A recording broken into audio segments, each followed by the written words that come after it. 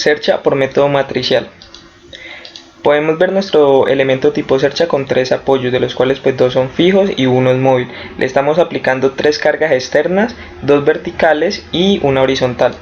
Para los cordones tendrá una sección transversal rectangular de 2 por 3 y para las celosías una de 2 por 1,5 centímetros menor a la de los cordones.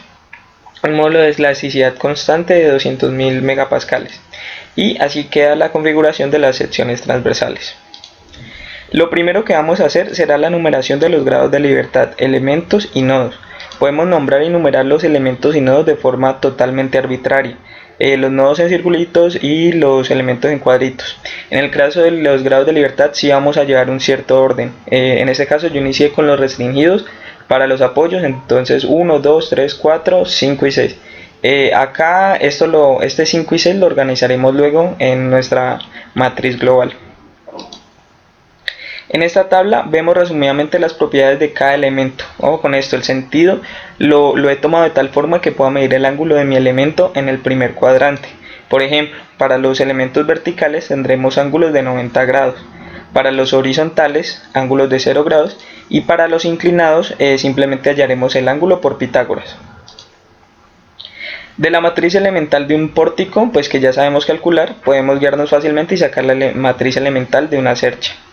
Esto simplemente eliminando las filas y columnas relacionadas a los giros, pues recordemos que en la cercha solo habrá desplazamientos traslacionales y las fuerzas actuantes serán nodales. Como tampoco hay transmisión de momentos entre elementos, las fuerzas internas solo serán axiales. Según lo anterior, entonces podemos también eliminar los términos relacionados con la rigidez flexionante, que en este caso son los que llevan por ejemplo la inercia. Obteniendo entonces una matriz elemental más simplificada de 4×4. Este es el código que usé en matemática. La matriz de cosenos directores que obtenemos por equilibrio ya está simplificada, donde hice cero los términos referentes a los momentos. La matriz de las propiedades del material la dejé igual, pues no me produce ningún cambio, ya que de todas maneras al operar con las otras matrices por estos ceros, estos se me van a cancelar, se me van a volver cero también. Y finalmente, con estos dos principios y el de compatibilidad de deformaciones que ya conocemos, podemos llegar a esta última expresión y obtener nuestra matriz elemental de rigidez por cálculos en matemática. Con lo anterior, entonces podemos proceder a conformar la matriz elemental de rigidez de cada elemento, que es nuestro paso número 2. Haciendo uso de matemáticas, solo he cambiado los valores correspondientes a las propiedades de cada barra correspondiente a las propiedades de cada barra. Obtenemos fácilmente con eso entonces nuestra matriz elemental. Esos numeritos de acá arriba simplemente representan el orden de los grados de libertad a las que está asociado el elemento. Y operando obtenemos como resultado la matriz de rigidez del elemento 1. Esto es recomendable pues copiar la parte en una hojita y realizar su correspondiente etiquetado según sus grados de libertad en orden. Calculamos todas las demás matrices exactamente igual, haciendo uso de la tabla de propiedades que sacamos al inicio, lo que junto al uso del código se hace mucho más fácil y se vuelve mecánico. Pasando al tercer paso y quizás el más laborioso, procedemos a ensamblar la matriz global de rigidez. Esto se puede analizar de distintas formas, pues según cómo se entienda mejor. De forma gráfica o analítica, haciendo uso de las etiquetas estas de cada matriz. Yo lo hice yéndome nudo por nudo y junto a mi interior hoja de matrices, viendo qué elementos contenían estos valores de libertad. Por ejemplo, pues para mi nudo A con los grados de libertad 1 y 2 y el contacto de los elementos 1 y 7, empecé a ubicar los componentes según sus etiquetas. Del elemento 1, pues ubiqué 1 con 1 en 1 con 1, 1 con 2 en 1 con 2, 2 con 1 en 2 con 1 y así. Lo mismo para el elemento 7. Y esto lo hacemos con todos los nudos.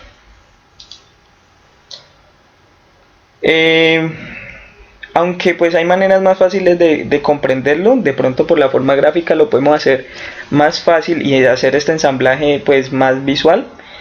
Yo lo hice así porque pues por una razón, y es que en mi código de matemáticas entrelacé de una vez las matrices elementales con la global, usando las coordenadas de la KE, pues de la matriz elemental de cada elemento. Entonces acá ya vieron que estos numeritos cambiaron, ya no son, ya no me representan los grados de libertad, sino que me representan las coordenadas de cada una. Y así pues en mi código de matemáticas iba sumando la posición más bien, de esta forma. Acá por ejemplo para el elemento, para 1, 7, entonces del elemento 7 tomaba este no era un 3, es porque esta es la coordenada, acá era el 7 que era el valor, el grado de libertad, entonces tomaba 1,7 y me daba 150.000, y este en mi código de matemáticas ya lo entrelazaba sacándolo de estas matrices y para llevarla a una matriz global ya grande. Esta pequeña matriz de acá, que pues ni se alcanza a ver, es la matriz global formada por las coordenadas como les mostré anteriormente. Y esta es la matriz ya operada y ordenada. Para ordenarla simplemente intercambié las columnas 5 con 6 y acá también las filas 5 con 6 para dejar todos los grados de libertad restringidos a un lado y los libres al otro, y así obtener fácilmente las submatrices con las que va a operar. Acá las podemos ver de forma más visual, ordenadas según sus grados de libertad. En azul las matrices asociadas a los grados de libertad restringidos, en rojo a los libres, KRL en verde y KLR en amarillo. De forma gráfica me pudo pues ser más sencillo en matemática obtener dichas submatrices, pero pues preferí realizar lo mismo de ahora a rato, el amarre con el mismo procedimiento y crearlas a partir de las coordenadas, pues para que en caso de algún error no tener que volverme y buscar coso por coso, sino que ya automáticamente se me cambiaba. Si deseaba cambiar algún valor, esto pues se me iba a cambiar automáticamente.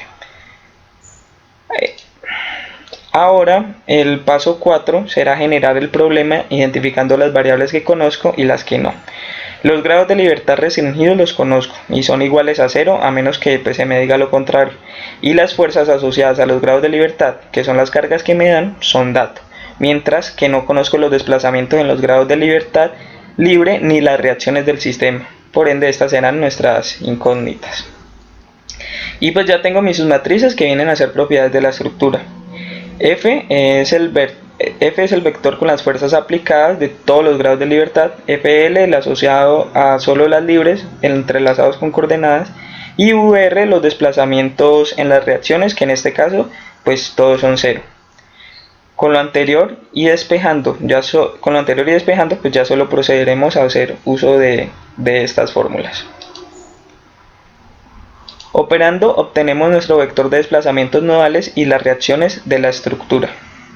Vector de desplazamientos y nuestras reacciones.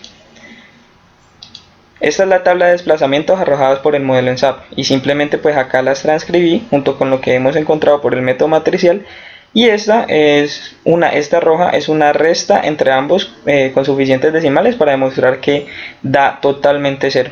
Son exactamente pues iguales los resultados. Y finalmente pues esta es la deformada. Reacciones exactamente iguales en ambos casos, teniendo en cuenta pues los grados de libertad, los sentidos y acá también. Por último calcularemos las fuerzas internas en cada elemento, haciendo uso de esta opción, pues que a mi parecer fue la más fácil y de una vez me da la fuerza interna representativa sin tener que hacer descomposiciones para el caso pues de elementos inclinados, donde pues esto ya sabemos cómo sale del vector de las fuerzas internas es igual a la matriz de las propiedades por el producto punto con el vector de las deformaciones, que a su vez es la transpuesta de la matriz de los cosenos directores con el vector de desplazamiento, todos los libres y los restringidos. Acá tengo los vectores de desplazamiento y de estos dos, y de estos iré sacando los datos para cada elemento. Por ejemplo, para el elemento 1 acá tenemos sus propiedades y acá tenemos el vector de desplazamientos, en este caso solo conformado por los restringidos, pues claramente pues el elemento 1 está entre los apoyos con valores de grados de libertad 1, 2, 3, 4. En caso de que yo cambiara cualquier valor de estos, el código pues ya me lo calcularía, porque yo estoy amarrando todo desde un principio a la matriz global y asimismo a las matrices elementales. Simplemente pues operamos la ecuación que anteriormente pues describí. En este caso, como mi matriz con las propiedades solo tenía un elemento que era A de área, pues lo usé en la fórmula así multiplicándolo de una vez y no hay ningún problema. Para el elemento 2 es exactamente lo mismo, notando que el vector U en este caso está compuesto por grados de libertad restringidos y libres, y pues asimismo lo he realizado. Ojo, debemos de tener en cuenta el orden de los grados de libertad para componer los vectores U. Por acá por ejemplo, como yo tengo mi barra vertical 1, esta va en sentido BA, inicia con 3, 4, 1 y 2, y así va mi vector de desplazamientos, 3, 4, 1 y 2. Finalmente, obteniendo las fuerzas internas de los tres elementos que componían mi cercha, puedo hacer la comparativa con los datos arrojados por mi modelo en SAP, y elemento a elemento comprobamos que son exactamente iguales. Entonces hemos realizado correctamente nuestro ejercicio. Recordando que como es una cercha, no hay transmisión de momentos entre elementos, las cargas externas son nodales y por ende no tengo absoluto valor de momento ni de cortante, solo tengo fuerzas axiales a compresión o tensión. Acá podemos ver elemento a elemento según nuestro dibujito, que todo esto es exactamente igual. Ahora bien, hemos descargado la cercha e indicado que en el apoyo C hay un desplazamiento vertical de 5 centímetros, quizás por un asentamiento. Los grados de libertad y nomenclatura siguen siendo exactamente iguales, entonces la matriz global ensamblada y todo esto también será igual. Como el desplazamiento fue en el mismo sentido de un grado de libertad ya restringido, en este caso el grado 6, entonces mi matriz ordenada sigue siendo la misma. En caso de que no hubiese sido así, me hubiera tocado reordenar la matriz teniendo en cuenta que si hubiera sido en un grado de libertad libre, este pasaría ya a ser restringido. Entonces me cambiaría mis submatrices, el orden. Bueno, entonces haciendo uso de las ecuaciones que ya habíamos deducido, simplemente queda reemplazar.